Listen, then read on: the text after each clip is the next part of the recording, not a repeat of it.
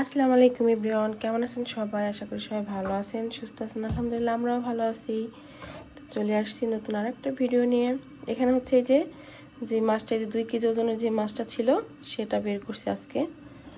তো এটাকে রান্না করবো এখন। হচ্ছে কলা কিনে নিয়ে আসলাম, ওই কলাটা দিয়ে এই যে, আর এটা ভাঙতে ভাঙতে দেখেন ভেঙেই যাচ্ছে। আপনাদের ভাই কিনতে গেছিলো সেদিন, কিন্তু এটা সে হচ্ছে কি এটার মাপ নিতে ভুলে গেছিলো, যার কারণ হচ্ছে কেনা হয় নাই। আমি হচ্ছে এখানে রান্না বসিয়ে দিছি। এখানে হচ্ছে 3 কেজি ভুঁড়ি আছে, ওইটাকে রান্না বসাইছি। আর এই শীতের ভিতরে না সব কাজ করতে ভালো লাগে, একটা কাজই করতে ভালো লাগে না, সেটা কি জানেন? এই যে পানি পানির কাজ করতে ভালো লাগে না। আর পানির কাজই তো সব মহিলাদের, তাই না? মেয়ে মানুষের রান্নাঘরে যত কাজ সবই তো পানির কাজ। একবার কিন্তু থালাবাটি অনেকগুলো ধুইছি। তারপর এই দেখেন আমি আর একটা কী কাজ করছি। এই যে সেই বল মাছের তরকারিটা, এটা হচ্ছে গিয়ে এইটার ভিতরে নামাইতে গেছি, যখন ঢালতে গেছি তখন এই যে এইখানে পড়ে গেছে। এখন হচ্ছে দেখেন এইটা আবার ধুইতে হবে। সবই মানে পানির কাজ, মেয়ে মানুষের কাজই হচ্ছে পানির কাজ। আর এটাই হচ্ছে আমার সব থেকে বিরক্ত লাগে শীতের ভিতরে না, মানে বারবার হাত ধুইতে ভাল লাগে না, ঠান্ডার ভিতরে পানির কাজ করতে একদমই ভালো লাগে না। আমি হচ্ছে এখন মাছগুলা পরিষ্কার করে নিব, তারপর হচ্ছে কি বলে কলাটা কেটে নিব। আমাদের গ্রাম্য ভাষায় বলে কি জানেন, আনাজি কলা বলে, আর শহরে বলে কাঁচকলা। এখন হচ্ছে গিয়ে কলাটা বের করি। এই যে কলা দিয়ে হচ্ছে গিয়ে মাছ রান্না করবো।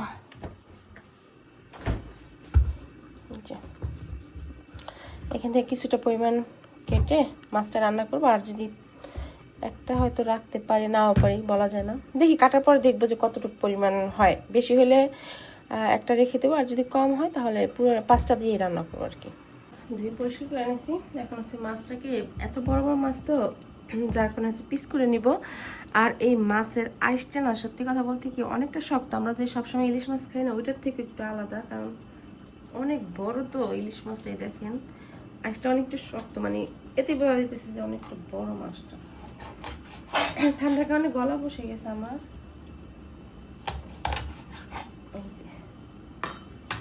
দেখেন কত বড় মাছ, এই পিসটাই দেখেন কত বড়, দেখছেন? এই যে, আর এটা দেখেন আরো বড়, দেখছেন? আমার হাতের এই পর্যন্ত আসছে। এটা তো তার ছোট মাছ, বড়গুলো দেখাই আপনাদেরকে। এই দেখেন, এই যে দেখেন 1 হাত সমান, দেখছেন? এই পর্যন্ত আসছে। এখান থেকে শুধু যে একটা কর ফাঁকা থাকে, তাহলে বুঝেন মাছটা কত বড়, অনেক বড়।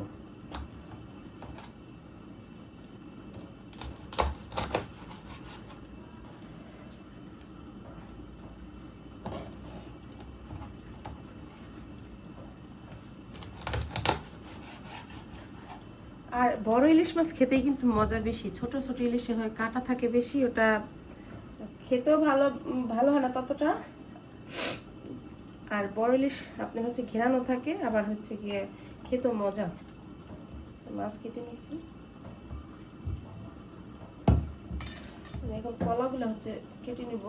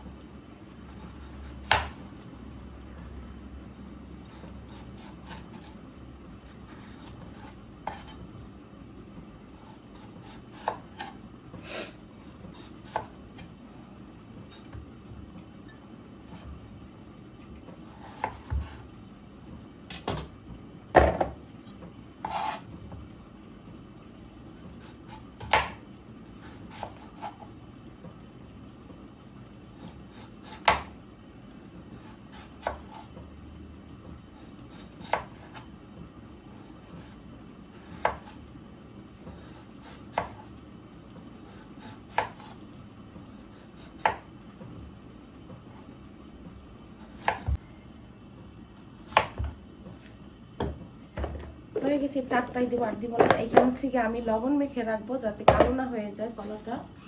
আর এই কলার খোসাটা ফেলাই দেবো না, এটা রাখবো, এটা হচ্ছে ভর্তা করবো। আর এই কলার এই অংশটাই হচ্ছে গিয়ে প্রচুর পরিমাণ ভিটামিন, কি বলবো, এই জন্য ওটা ফেলাবো না আমি, ওটা রেখে দেবো এটা ভর্তা করার জন্য। শুধু এইটুক ফেলানো যাবে, আর সবই কিন্তু থাকবে।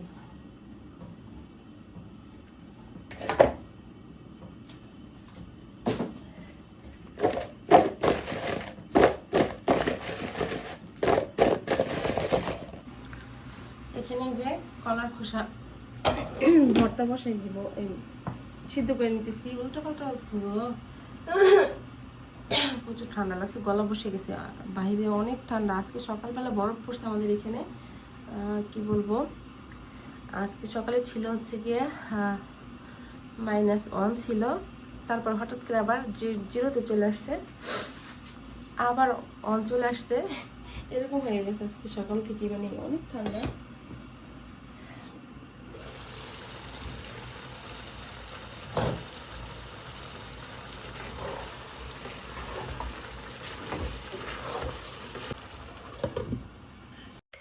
এই পাশটাতে আমি ইলিশ মাছ রান্না করে নেব। এখানে হচ্ছে আমি দিয়ে দিয়েছি প্রথমে তেল, তারপরে হচ্ছে দিয়ে দিলাম পেঁয়াজ কুচি। পেঁয়াজ কুচিটা ভালো করে ভেজে নিয়ে তেলের উপরে এর ভিতরে দিয়ে দিলাম হচ্ছে গিয়ে পেঁয়াজ রসুন বাটা। আমি কিন্তু এখানে আদা বাটা দিই নাই, শুধু পেঁয়াজ রসুন ইউজ করছি। তারপরে দিয়ে দিয়েছি গুঁড়া মশলা, ধনিয়া, জিরা, হলুদের গুঁড়া, মরিচের গুঁড়া, আর হচ্ছে দিয়ে দিলাম হচ্ছে কাঁচা মরিচ। এরপরে মাছটাকে ভালো করে কষিয়ে উঠিয়ে তারপর হচ্ছে কলাটাকে ভালো করে মশলার সাথে কষিয়ে নিয়ে ঝোল দিয়ে এই যে মাছটাকে দিয়ে দিলাম।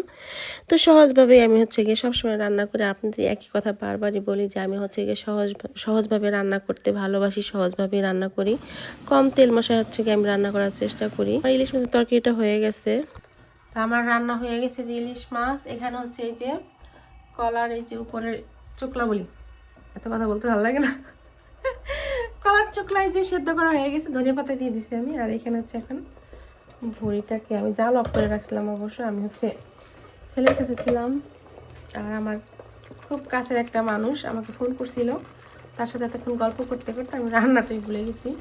রাত কিন্তু 8টা বেজে গেছে গল্প করতে করতে। এখন এই যে দিয়ে দিলাম আলু দিয়ে হচ্ছে এটাকে ভালো করে এখন কষিয়ে তারপর ঝোল দিয়ে দিব।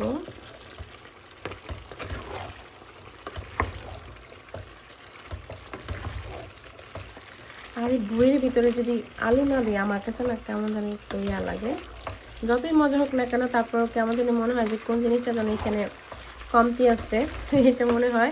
এর জন্য আমি আলু দিছি। আর হচ্ছে সব থেকে বেশি খুশি হয় আমার হাজবেন্ড, মানে ভুঁড়ি বলেন মাংস বলেন সব কিছুতে সে আলু দিতে বলে, আর সে অনেক খুশি হয় আলু দিলে সে সব থেকে বেশি খুশি। আজকে জানালা খুলে খুলে একটু রান্না করছি না, আমার হচ্ছে গলা বসে গেছে, কারণ প্রচণ্ড ঠান্ডা। আজকে কয়েকদিন যাবত এখানে মাইনাস চলতেছে, আজকে যাক না অনেক ঠান্ডা। আর এই ঠান্ডার ভিতরে হচ্ছে আমি জানালা 3বার খুলছিলাম, তো ওই সময় আমার গলা বসে গেছে, এই যে গলা পুরো ডেবে গেছে একেবারে, কি একটা।